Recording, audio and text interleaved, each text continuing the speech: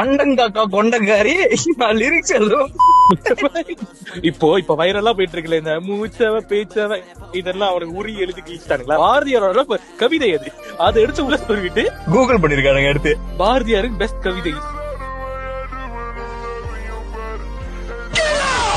அப்புறம் மொபைல் இந்த எபிசோட்ல அவன் வந்தானா? மொட்டை மோகன்லால் தான், வேற யாரு? பார்த்தாலும் வெற்றி மாறன் மொட்டை மோகன்லால்னு புதுசா யாராச்சும் இருக்குங்க ப்ரோ?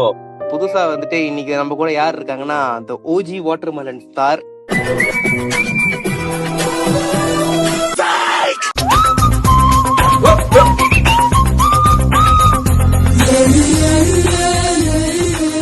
நடிப்பு அரக்கன் பேசுறேன். பிக் பாஸ் ஹோஸ்ட் பண்ணிட்டு வெறுத்து போய் இன்னைக்கு நம்ம கூட வந்து சேர்ந்துட்டாரு. பாண்டியில இருந்து பாண்டியா வந்திருக்கீங்க பாருங்க. சோ நம்ம கமெண்ட்ஸ் கொஞ்சம் படிச்சுக்குவோம். மொட்டை மோகன்லால் கமெண்ட் பண்ணிருப்பாரு, அண்ணா ஃபேன்ஸ் டோன்ட் அட்டாக் மீஸ். பண்ற தப்பெல்லாம் பண்ணி போட்டு மன்னிப்பு கேட்டா விட்டுருவாங்களா? What is the procedure to join your podcast? அதாவது என்னன்னா, நாங்க இப்ப போடுற வீடியோட டிஸ்கிரிப்ஷன்ல நாங்க கூகுள் ஃபார்ம் லிங்க் கொடுத்துருப்போம். அந்த லிங்க்ல நீங்க கிளிக் பண்ணிட்டு உங்களோட பேரு, நீங்க எங்க வந்திருக்கீங்க, உங்களோட போன் நம்பரு எல்லாத்தையும் உங்களை பத்தியான டீடைல்ஸ் நீங்க அங்க போட்டுட்டு போடுங்க. நாங்க கான்டாக்ட் பண்ணுவோம் உங்களை.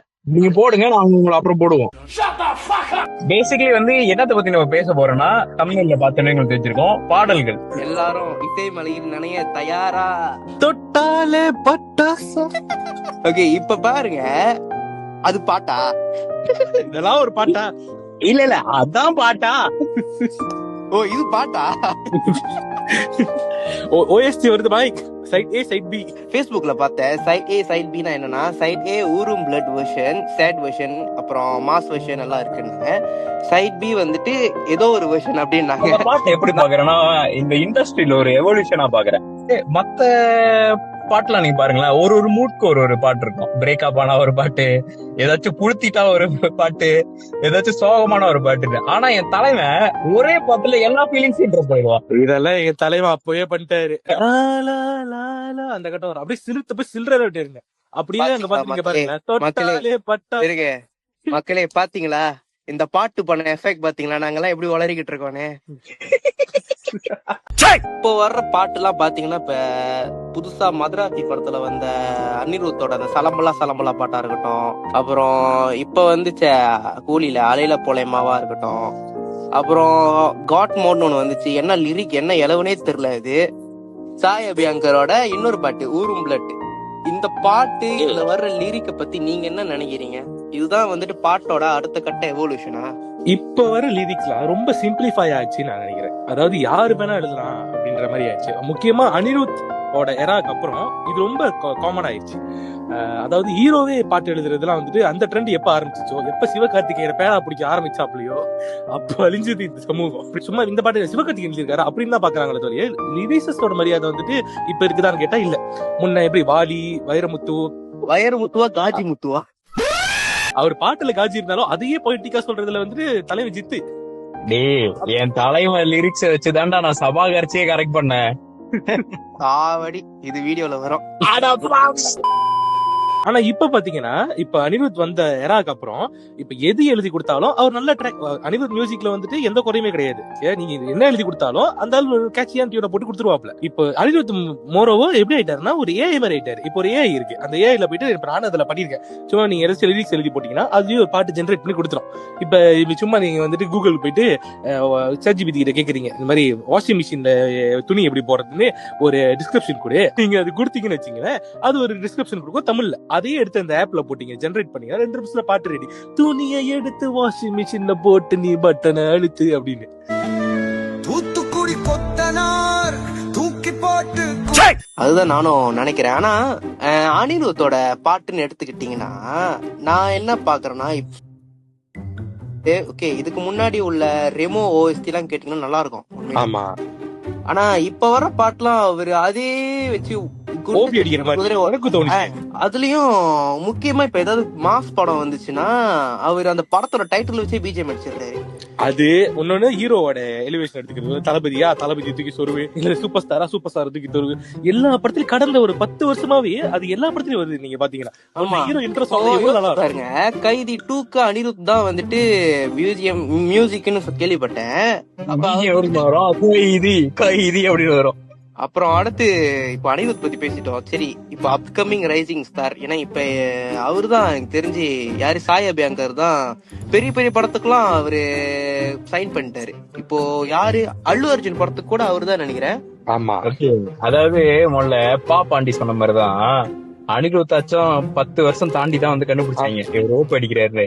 என் தலைவன் ஒரே படத்துல ப்ரூவ் பண்ணிட்டான். ஓபி தான் ஒரு பாட்டை வச்சு ஓட்டினாண்டா மாஷா அல்லாஹ்.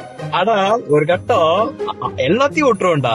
அந்த ஒரு ஸ்லோ மோஷன்ல அந்த பாட்டை ரிலீஸ் பண்ணா பாரு.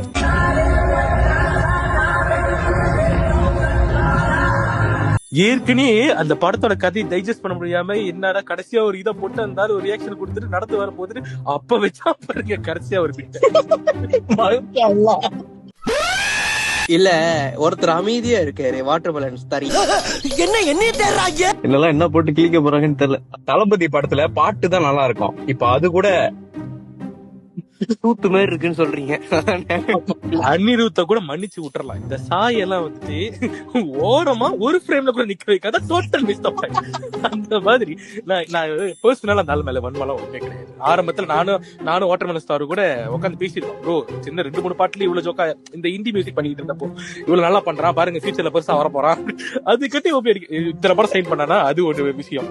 இன்னொன்னு இவன் ஓபி அடிக்கிறான்றதுக்கு ஒரு பெர்ஃபெக்ட் எக்ஸாம்பிள் கொடுக்குற மாதிரி நான் ஒரு சிச்சுவேஷன் சொல்றேன். இங்க உள்ளவங்க நம்ம எல்லாம் வந்துட்டு நல்லா படம் பாக்குறவங்க, நம்ம ஒரு சிரி நல்லா மூவி நாலேஜ் எல்லாம் இருக்கு இல்லையா. ஒரு படத்தை வந்து ஒரு சீன் சொல்றேன் உங்களுக்கு, நான் ஒரு சிச்சுவேஷன் கொடுக்குறேன். ஹீரோயின் வந்துட்டு ஹீரோட்ட போயிட்டு ப்ரப்போஸ் பண்றாங்க. ஹீரோ சொல்லிட்டு எனக்கு பிடிக்கல, இதெல்லாம் செட் ஆகாது அப்படின்னு சொல்லிடுறாப்ல.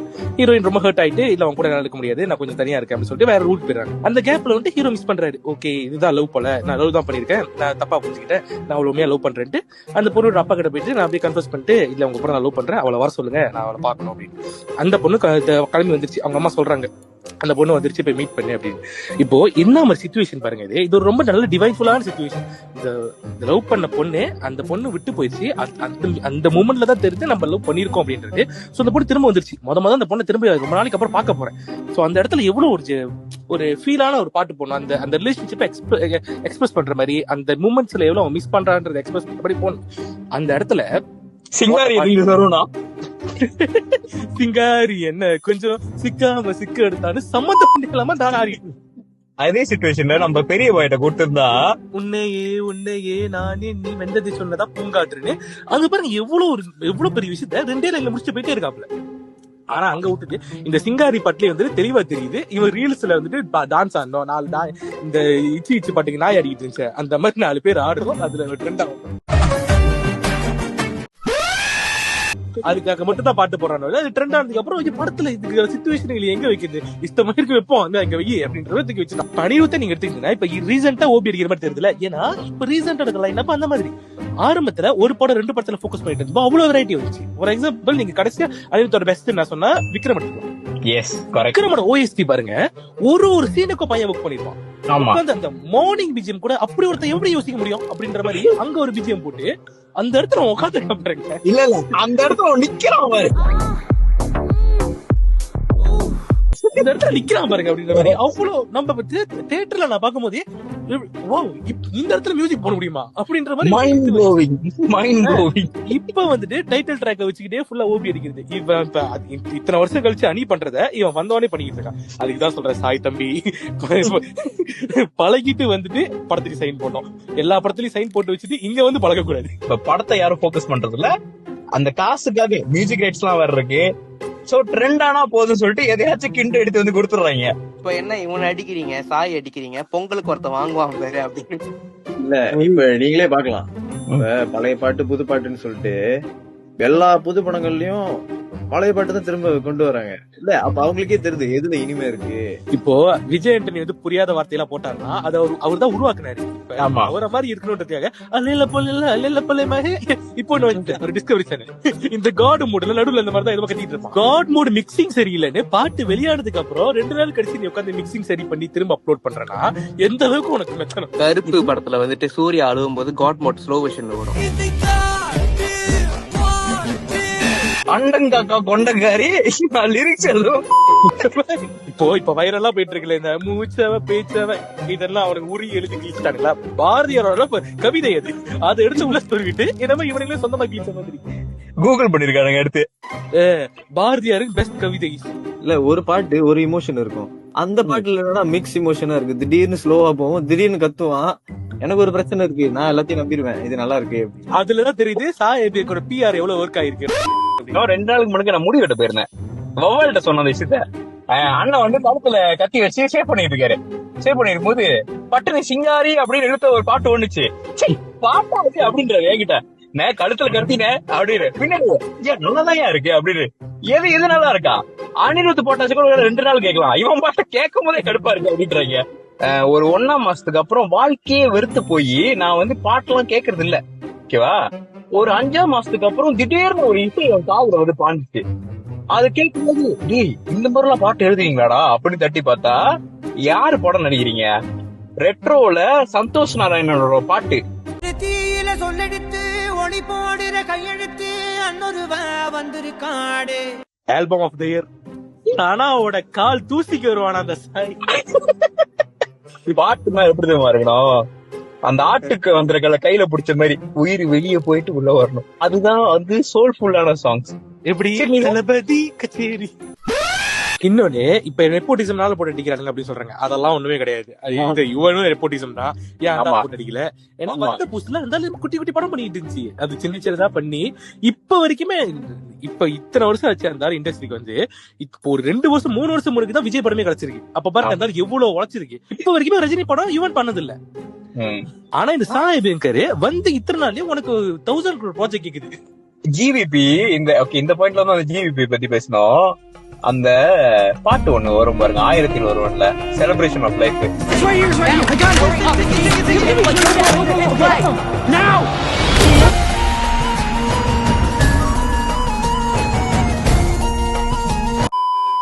தெலுங்கு பாக்கெட்டு கன்னடா பாக்கெட்டு கூட பாட்டுக்கு ரொம்ப முக்கியத்துவம் கொடுக்குறாங்க.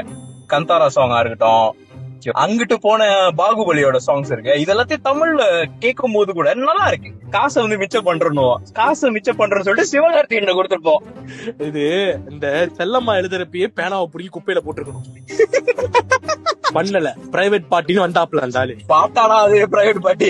நீங்க பாருங்க அது லாங் லாஸ்டிங்கே கிடையாது. இப்ப அந்த பாட்டு எல்லாம் அந்த டைம் வந்த டைம்ல எல்லாம் ட்ரெண்ட் ஆக்கிட்டு இருந்தாங்க. இப்ப இங்க எவனும் மதிக்கிறதே கிடையாது கேட்கறதுக்கு. ஆமா, அலமத்தி அபி போச்சு அந்த டைம்ல எல்லாம் ஆடிட்டு இருந்தாங்க இடுப்ப. இப்ப ஆனா அப்ப போட்ட அந்த பல்லேல காப்பாட்டி நாளைக்கு 10 வருஷம் ஆனாலும் நின்னு பேசும். Yes correct. இல்ல சப்ஸ்கிரைபர்ஸ் வியூவர்ஸ், நாங்க வந்துட்டு எந்த மியூசிக் டைரக்டர்ஸையும் எந்த பாட்டு பாடுறவங்களையும் நாங்க வந்து ஹேட் பண்ணல.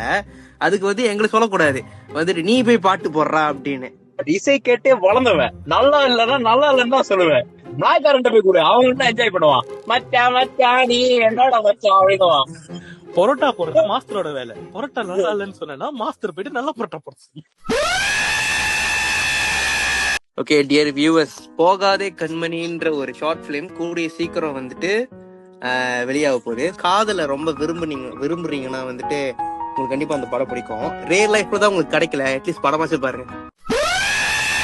Okay first OG watermelon star சொல்லுங்க உங்களோட டாப் 5 ஆல்பம்னா நான் கண்டிப்பா ரெட்ரோன்னு தான் சொல்லுவேன். இந்த வருஷத்துனா ரீசெண்டா எனக்கு கேட்டு பிடிச்சிருந்த பாட்டுல ஒரு பாடல்னா Thangappoove, album of the year and top recent favourite. நீங்க சொல்லுங்க உங்களுக்கு என்ன பாட்டு ரொம்ப பிடிச்சிருந்துச்சு? எனக்கு ஆக்சுவலி இந்த வருஷத்துல வந்த பைசனோட ஆல்பம் ரொம்ப பிடிச்சிருந்துச்சு. ஆக்சுவலி எல்லா பாட்டுமே நல்லா இருந்துச்சு, எஸ்பெஷலி தீ கொளுத்தி. என்ன டாப் 5 ஆல்பம் வந்துட்டு அப்கோர்ஸ் சனாதான் பூலே ரெட்லோ தான் தூக்கி நிப்பாட்டினாப்புல. ஒரு சாங்கும் அப்படியே நின்னு பேசும். ரெட்ரோக்கு அப்புறம் வந்துட்டு பைசன் எனக்கு ரொம்ப பிடிச்சிருந்துச்சு. எல்லா சாங்குமே ரொம்ப நல்லா இருந்துச்சு. எனக்கு ஒரு மிக்ஸ்ட் ஃபீலிங் இருந்துச்சு. எப்பயுமே சனா பண்ணுவாரு மாரி செல்வராஜ் படத்துக்கு, நிவாஸ் என்ன ஒத்து வருமா இதுவானு சாணியில செருப்பமுக்கு அடிச்ச மாதிரி மொரட்டு பாட்டா கொடுத்தாப்புல எல்லாத்தையும். அதுக்கப்புறம் வந்துட்டு எனக்கு இந்த படம் நீங்க எத்தனை பேர் பார்த்திருப்பீங்கன்னு தெரியல, இந்த வருஷம் வந்து 3 BHKன்னு ஒரு படம். அதுல வந்துட்டு எல்லா பாட்டுமே ரொம்ப நல்லா இருந்துச்சு. அதுலயும் ஒரு நியூ கமர் தான் போட்டிருப்பாரு, அம்ரிட்னு சொல்லி. ரொம்ப நல்ல டேலண்டடான மியூசிக். அவர் வந்துட்டு இதுக்கு முன்னாடி இந்த சிங்கல்ல ரிலீஸ் பண்ணிட்டு இருக்காரு, ஆனா அவ்வளவு ஃபேமஸ் இல்ல. சோ அதுல உள்ள எல்லா பாட்டுமே எனக்கு ரொம்ப பிடிச்சிருந்துச்சு. அந்த ஆல்பமும் நல்லா இருந்துச்சு. இட்லி கடை அந்த ஆல்பம் வந்து ரொம்பவே நல்லா இருந்துச்சு. ஒரு 4வது பாட்டா சொல்லணும்னா எல்லா பாட்டுமே ரொம்ப சூப்பரா இருந்துச்சு. அப்புறம் வந்துட்டு படம் தான் எந்த அளவுக்கு கேவலமா இருந்தாலும் தக் லைஃபோட ஆல்பம் மொட்டை ஆல்பம். அது வந்துட்டு ஏஆர்னா ஏஆர் தலைவர் யாருன்னு நின்று காமிச்சிருப்பாப்ல. ஜிங்கிச்சாலேருந்து மாறா இருக்கட்டும், ஓ மாறானா அப்படி ஒரு இந்த மெட்டீரியல் அப்படி 2 படத்துல போற போக்கில் யூஸ் பண்ணிருப்பாங்க, அந்த மாதிரி இருக்கும். ஸோ அந்த ஆல்பமா இருக்கட்டும். இப்போ சாங் ஆஃப் த இயர்னு பார்த்தா நான் இது தீக்கொளுத்தி தான் சொல்லுவேன். வவ்வால் சொன்ன மாதிரி அந்த வழுக்கு ஒரு ஃப்ளூட்டா இருக்கட்டும், அதுல வந்து பெயினா இருக்கட்டும், லிரிக்ஸ் இப்போ நம்ம பேசின டாபிக் ஏற்ற மாதிரி அந்த அளவுக்கு ரூட்டடான லிரிக்ஸ் கேட்கும் போது அப்படியே எப்படிப்பா எழுதியிருப்பான் அப்படின்ற மாதிரி இருந்துச்சு. சாங் விஷுவலாவே இன்னும் ஜோக்கா இருக்கும். இதுதான். ஓகே, ஆக்சுவலி வந்து அடுத்த மாசம் வந்து ஒரு படம் வெளியாகுது. அதுவும் நம்ம ஜென்ஜி சூப்பர் ஸ்டாரோட படம் தான். ஆனா அந்த படத்துல வந்து ஒரு பாட்டு வருது, எனக்கு அந்த பாட்டு ரொம்ப பிடிச்சிருக்கு. என்ன பாட்டுன்னா, இந்த பாட்டு வந்து ரொம்ப வருஷம் ஆச்சு. எனக்கு என்ன யாரும் இல்லையே. இவ்வளவு பண்ண தெரிஞ்ச அந்த பிரபஞ்சத்துக்கு அதையும் பண்ண தெரியும். டெக்னிக்கலி இந்த வருஷம் வெளியாகிறதுனால அந்த படம் எனக்கு, அந்த பாட்டு எனக்கு ஃபேவரட் சொல்ல வரேன்னா. அவ்வளவுதான் அம்புட்டுதான் வீடியோ முடிக்கலான்றீங்க. அடுத்த வீடியோ என்ன ப்ரோ? காதல் பண்ண போறோம். காதலா? யூ மீன் ரூம் போடுறது?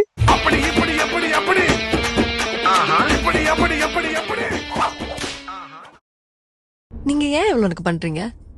என் மூச்சவ பேச்சவ பேர் சொல்லும் அழகவ எனக்குள்ள கலக்குற ஆக்சிஜன்